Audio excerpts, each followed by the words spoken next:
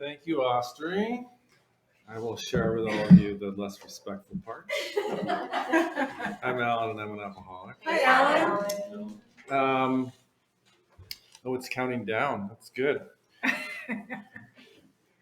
I got sober on St. Patrick's Day in 1992. I was 16 years old.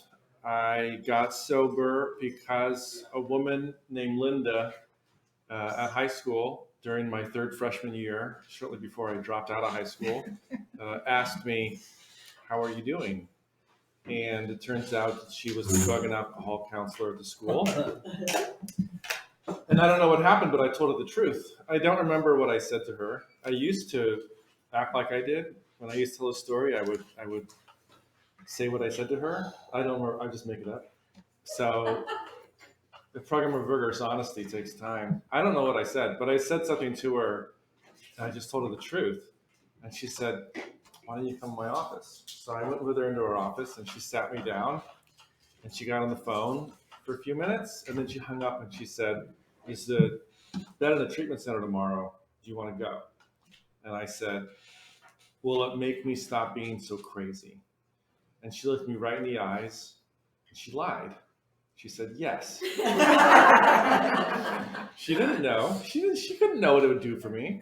I mean, out of all the kids that I went to treatment with, after a month, they were all drinking or using after they got out. I was the only one, at least for that month. So she didn't know, but she knew what I needed to hear to take the next step. And she didn't care if it was true or not. She told me what I needed to hear to move forward. And I love her for that. I believed her, and so I went. I went home that night. I was living with my father in Queen Anne. My parents were divorced. My father was a very strange alcoholic, and I told him, "I'm going to go to treatment tomorrow." And his entire commentary to that was, "That sounds like a good idea." And then he just sat back down into his bottle of Bushmills. So that was it. So I went to school the next day. It turns out the treatment center was a block from the school, so I just walked there, and I never drank or used again. At the treatment center, I realized later on was the first time that I felt safe in my entire life. I didn't know that I never felt safe. Looking back, I get it now. I had a very violent, very alcoholic father, and none of the family felt safe ever. There was, as I said, violence, physical, emotional, mental, and I've come to learn sexual as well. So it was not a good place to live. So because this new feeling that I didn't know what to call happened in treatment, I decided when I get out, I'm going to relapse because then I can come back here and I can keep this whatever this is. I didn't do that, luckily. I tried to relapse a few times, and I was always thwarted. Something thwarted me, and I never made it, despite trying to. One time, a really down drug addict just laughed at me and said, "I know you go to meetings," and just walked away and wouldn't talk to me. He wasn't going to support me doing it. So that guy may have saved my ass. He probably did. Um, 6 months before I got sober, somewhere around that, I only drank and used I did everything. So I say drank and used because whatever was in front of me, I'd put in my body. It didn't matter what it was. I'd put it in until there wasn't any left. Um, about 6 months before, I was in the worst part of my bottom, such as it was during that short period of time. It's really half and half. The first 2 years were like amazing. I discovered alcohol, I discovered pot, I discovered hallucinogenic drugs, and I did all of them all the time. And it was like, oh, I can finally live. I'm like 12 years old. Oh, I can finally live. Like, what a depressing thing for a 12-year-old to feel and think. But that's true. I was like, oh, this is it. This is the way out. And then within a couple of years, I got psychologically twisted and seriously depressed and persistent suicidal feelings. My mother tells a story of when I tried to kill myself during a blackout, but that may or may not have been true because my mother had her own things going on, and sometimes the stories turned out not to be about reality, more about her feelings about reality actualized through storytelling that had nothing to do. I love my mother deeply. She passed a few months ago, and I'm actually kind of angry.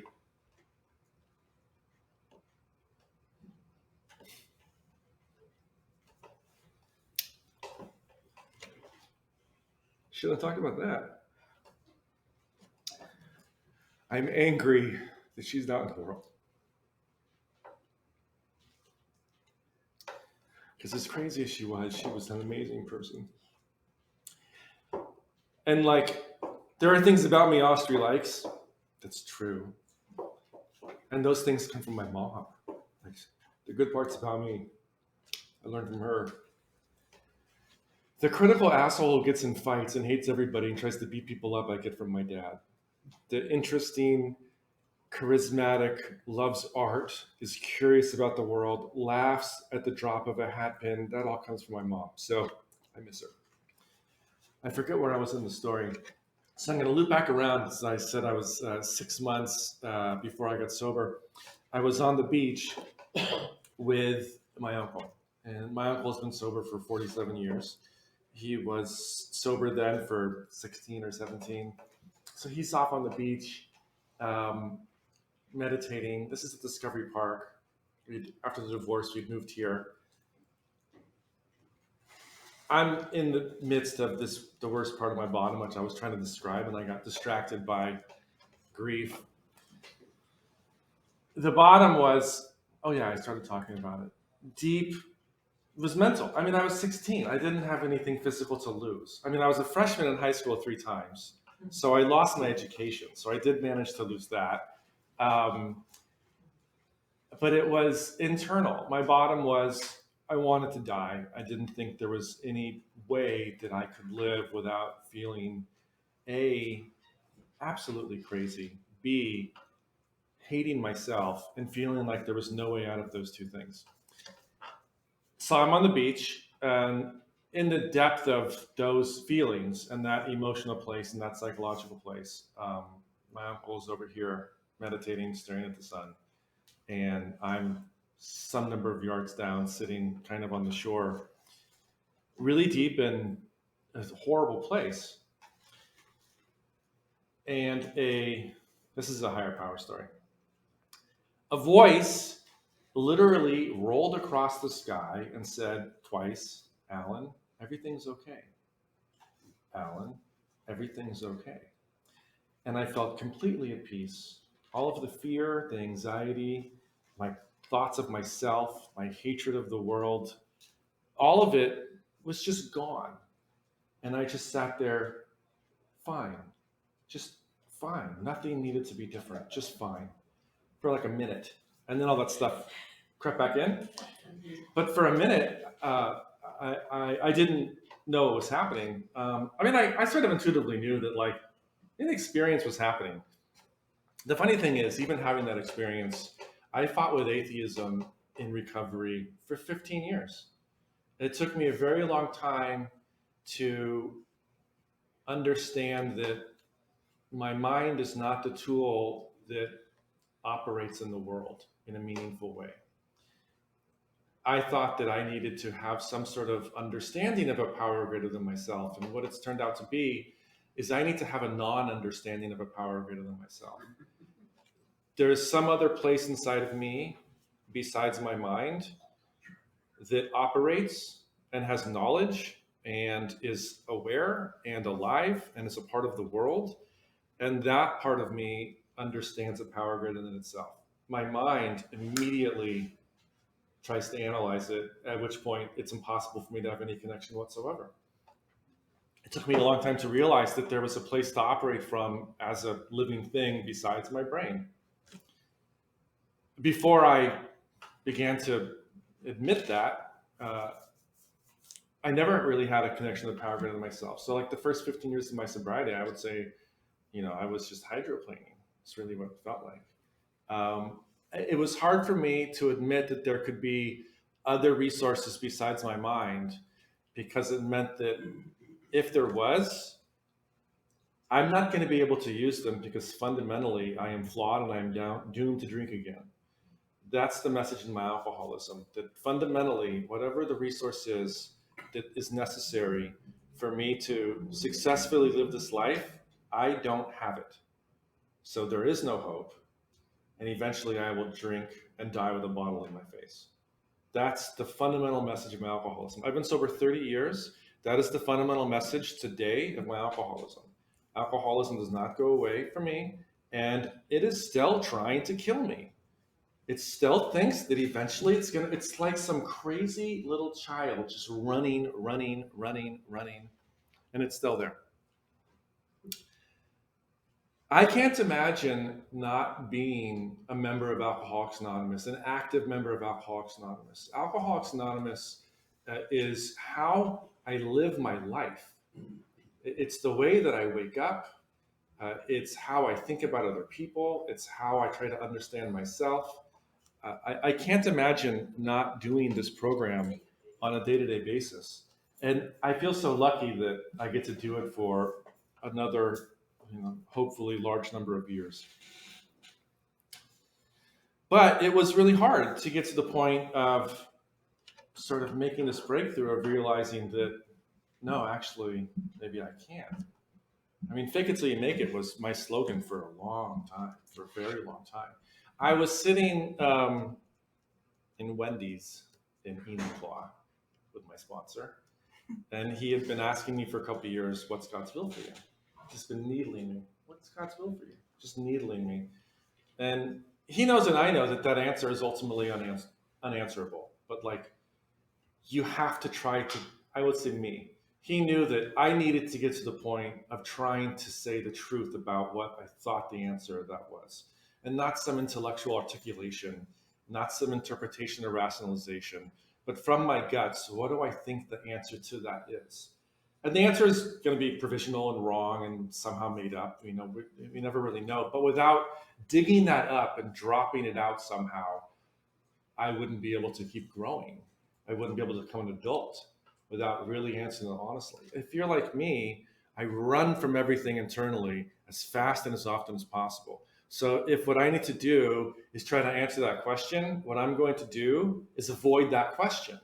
And that's how my alcoholism works. So luckily I have a sponsor who has been able to, like he did that night, he said, we aren't leaving this restaurant until you answer me. And I believe the answer.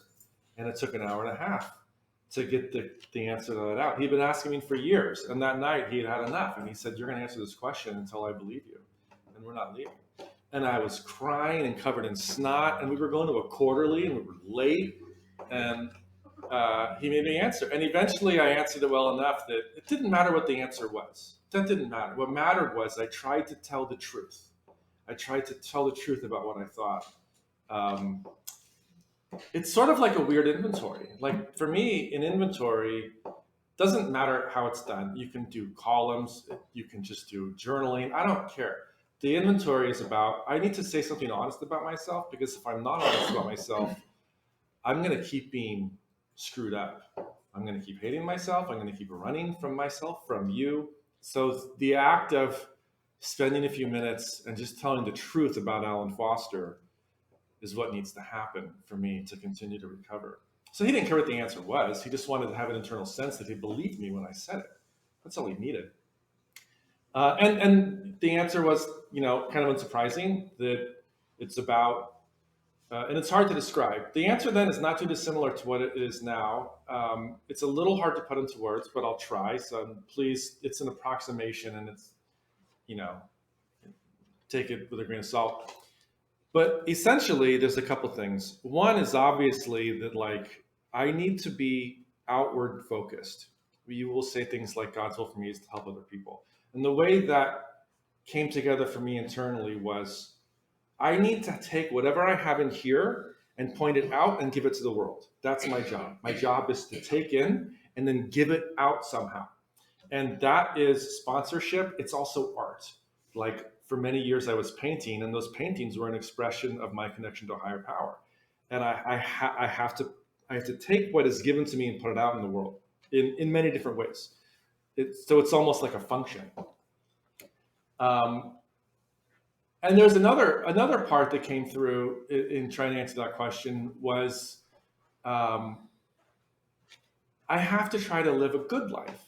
I have to try to actually do this and to, I don't want to say achieve, but I have to actually engage in life fully for a long time, not knowing what it's going to be or where it's going to go, and to believe in it and to move forward anyways without knowing what it is. That was kind of the basic answers, and it's still sort of true today. I mean, you can all paint it however you want, but it's that I have to give back. I have to take what's inside and give it back out of me. I mean that's kind of it in a nutshell. But I don't know. There could be more, and that answer could change. And part of the deal is that I don't know. And that's the fundamental fact for me in Alcoholics Anonymous, is that I don't have the answer and I don't know. Next year, it could feel different. It could be different.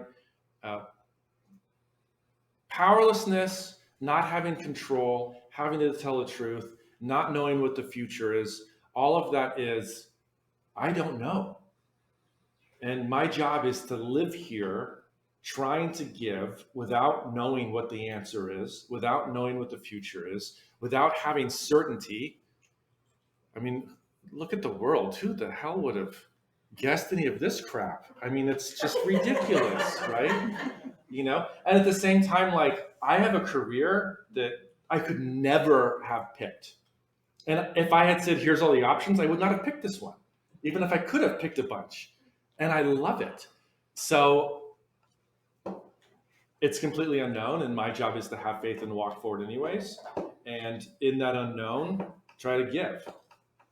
I mean, that's what it is for me. That was hard to get to as well, because the thing of being afraid of the world and hating yourself and being afraid of discovering that you are the piece of, that's being recorded, so the piece of S that you are afraid you are, is that you don't do anything without knowing what you think the answer is going to be. I see that in a lot of alcoholics, ones that I sponsor. Maybe they're attracted to me because I do that, so they have an identification that I will not want to take the next step unless I figured out what the outcome is going to be, and then it's safe to do it, right? So there's a lot of, well, what's going to happen if I do these steps? What's going to happen? If I do this thing in my life, what's going to happen? Or this person said that and that person said that. What do those things mean? So then I can make the decision. How am I going to deal with it? And then everything, it's all, for me, utter fear. And all of the fear that I have comes from a premise. And the premise is Alan's not okay. That premise is what generates the fear. So every time I'm having fear, what I'm really having is a sensation that Alan is not okay, right? And this other place I first started talking about, that's not my mind, in that place, Alan is okay. And so frequently what I need to do is internally move where I'm at from my mind and this sort of like strange relationship between the mind and emotions, where if I have a thought, I have an emotion associated with it, or I have an emotion, which I have a thought associated with it. Like, I don't feel like our language is not very good about talking about thoughts and feelings. We need more words to talk about the granularities. But in that place in my mind, which is both thought, cerebral, and emotion mixed together, there's the other place, which is maybe it's spirit, maybe it's soul. I don't know what it is, but there's another place. Then when I'm there, I am fine. And so my job is to try to go to that place, which I think is what meditation is about. I try to go to that place and then operate in the world from that place.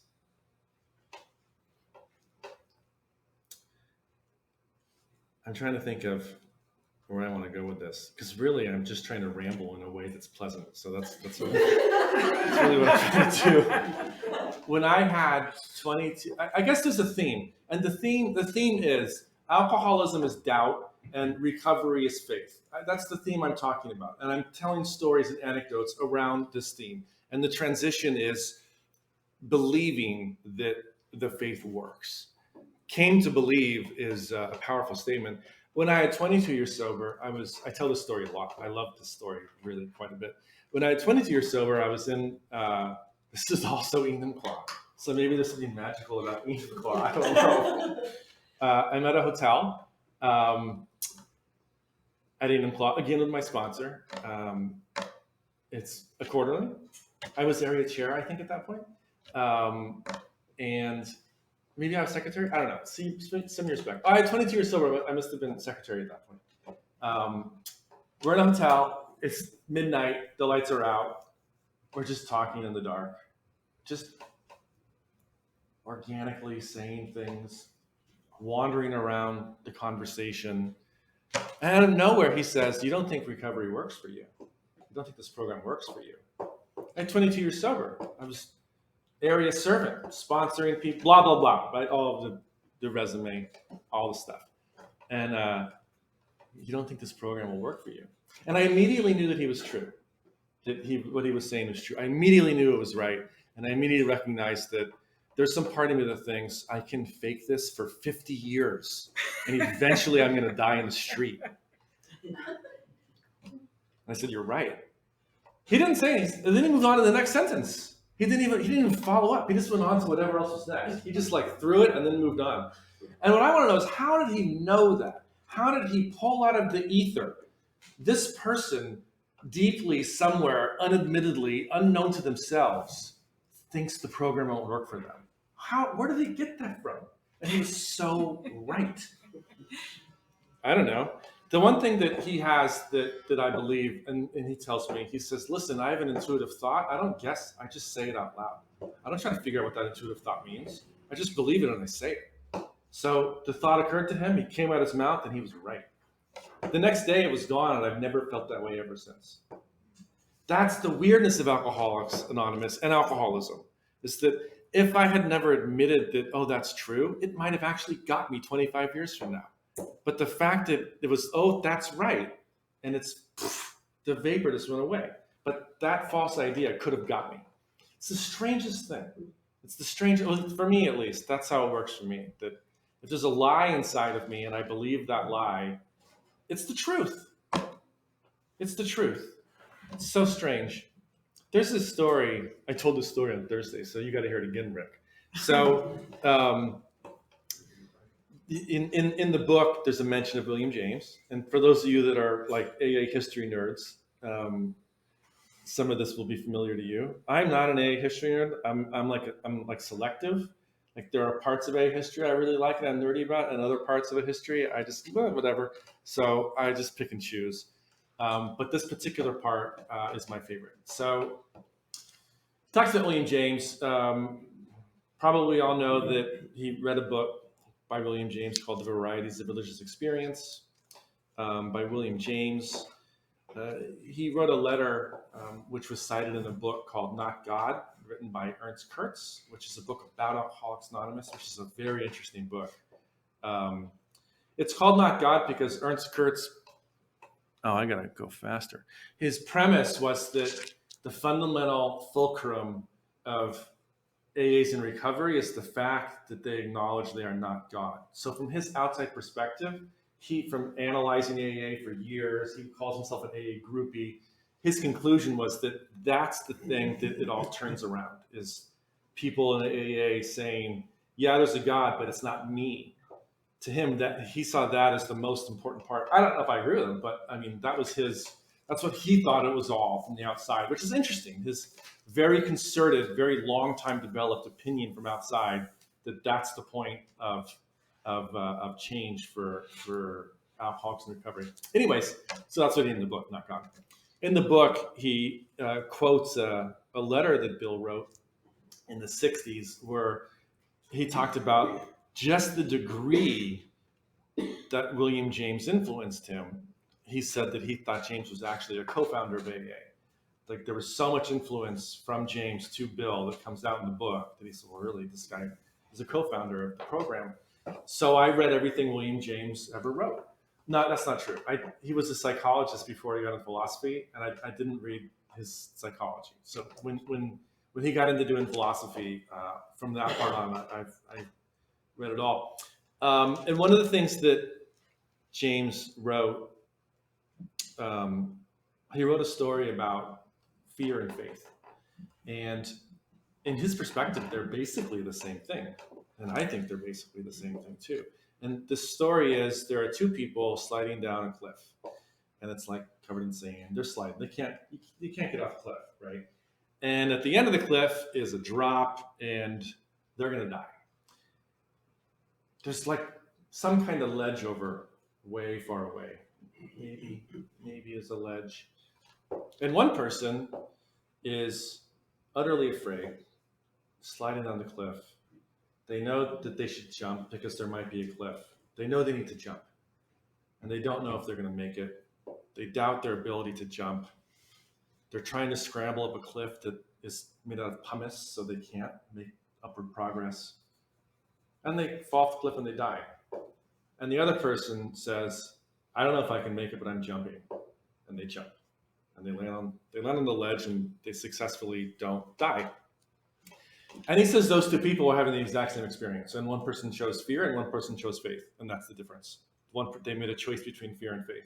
And that choice informed their actions they took. And the actions they took resulted in the result. And that result validated both of their original decisions about fear or faith. The person that chose fear died. So that validates their fear. And the person that chose faith didn't die, and it validates that choice. I love that story. Faith in what? I don't care. I don't care what any of you have faith in. I don't care what I have faith in. What I care about is that having faith changes my life. The outcome of having faith is monumental. It allows me to do things that otherwise I wouldn't.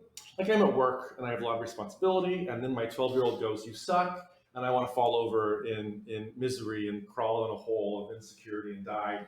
And I have to go, no, I'm going to choose faith instead, and I'm going to just see what I can offer in this situation. That's what I like about faith, is that it's a choice, and it's not mystical, it's not understandable. It's my relationship with the situation in front of me and the future combined. And either I'm afraid or I can have faith. I wish there was a word that worked better. I think I'm just about, it says 2 minutes and 42 seconds. So I'm pretty much wrapping up. I do, Austria mentioned service. And since I'm talking and I'm sort of using this as a soapbox to kind of tell you my opinions about the program through the experience of my recovery, I will say one more. What I have learned from service work is that the program has no rules. There is no right way to work the program. There is no right way to organize the program. There is no AA police. There is no tradition violators, no matter how much we want to hit them over the head because we think they're wrong. There is no organization in AA. I mean, we're organized probably too much, I would say. Alcoholics Anonymous is effectively a group of people that have an idea. To me, that's what Alcoholics Anonymous is. It's a group of people that have an idea. And anything beyond that is extra. We do service, though, and we have these structures and these meetings and procedures and a bunch of what feels like insane BS a lot of times. For many reasons. The primary reason is so that we're all going to be dead. Alcohol is still going to be here. So where are the people going to go? So we do it to keep AA alive. We do all the ridiculousness so that Alcoholics Anonymous persists into the future beyond ourselves. At the same time, service work is amazing. I say that recovery and the steps saved my life, and service work made me a grown-up. Like I could not grow up until I was deep into service work. I just couldn't get there. And service work grew me up. So I have a deep gratitude for service work. But again, foundationally, it's just to keep AA going. All of the nuttiness, it's just extra. Alcoholics Anonymous is an idea that we all are sharing together so that we can help each other not die and hopefully help some more people also not die. That's probably enough from me. I think we're at 30 minutes. This has been really fun. This is a really nice, mellow room. You all have paid very nice attention to me, so thank you. And filling up on all of your eyeballs. It's lovely. Ashi, thank you for asking me to be here. I'm really glad that Rick had come. Rick is one of my favorite people in the world. And one thing you don't know is that Rick has the best sense of humor almost if anybody I've ever known. Rick's sense of humor is so sharp and so precise that whenever he gets going, I can't stop laughing. So Rick, I love you. I love all of you as well. And I'm done. Thank you.